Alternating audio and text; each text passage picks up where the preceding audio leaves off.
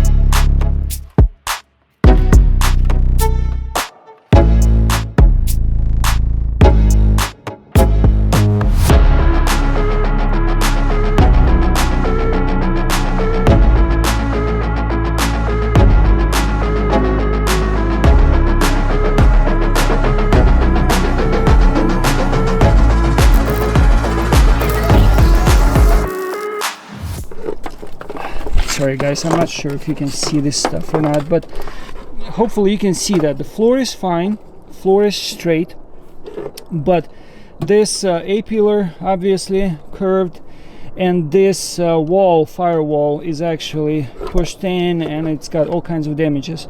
And I have this whole piece, so instead of my original plan was just to remove separate A-pillar in pieces and just save whatever I can, and whatever I can't just replace. I've disassembled this area as much as I need.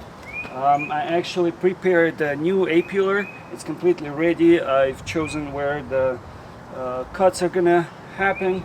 So right now we're gonna start cutting this corner out. I'm gonna do a rough cut and then do more of a precise cut, and then we're gonna do a complete cut when we start measuring that piece and trying to fit it in here. So let's get to it.